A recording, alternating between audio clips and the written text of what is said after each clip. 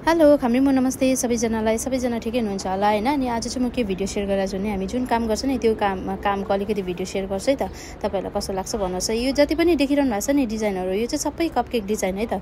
यतापटि cake pop design हो अनि त्यसपछि केक डिजाइन हो, कपकेक बुकेहरु हो हैन। अनि यो सबै डिजाइनहरु बनाएर राख्छ हामीले। फेस्टिभलहरु हुन्छ नि जति पनि फेस्टिभलहरु छ जस्तो ईद भयो, अब ईद त गइसक्यो अब।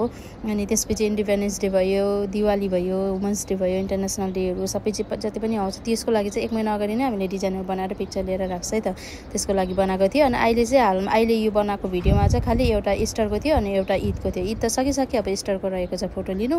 त्यही भएर मैले पनि लिएर राखेको छु यहाँनिर। आज चाहिँ भिडियो तपाईहरुलाई शेयर गरेँ। यहाँनिर चाहिँ अहिले चाहिँ 3 आइटम मात्रै छ, तर हाम्रोमा धेरै आइटमहरु बनिन्छ। अहिले चाहिँ 3टा आइटम छ, एउटा केकको, एउटा कपकेकको, एउटा चाहिँ के भन्छ केक पपको आइटम मात्रै छ है त।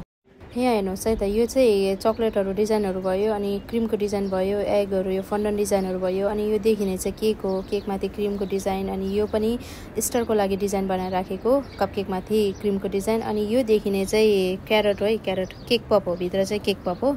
अनि यो देखिने कपकेक हो, यो भयो एग बुके, यो पनि केक पप हो। अनि त्यसपछि यो केक भयो, अनि यो बुके भयो, फ्लावर बुके।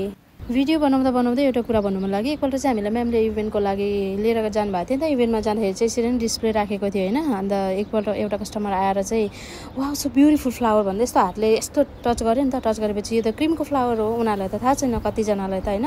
त्यही भएर चाहिँ हातले यस्तो च्याप्पै पक्रियो नि त। भरे त हातभरि क्रीम लाग्यो हैन। अन्त के गरौँ भइरहेको थियो कस्टमर, किनभने यो अलरेडी एक त फ्लावर बिगारिरहेछ हैन, अर्को उसको हातभरि लागिरहेछ। अनि मैले त्यसपछि एउटा टिस्यु दिएर चाहिँ साफ गर्नुभयो हैन।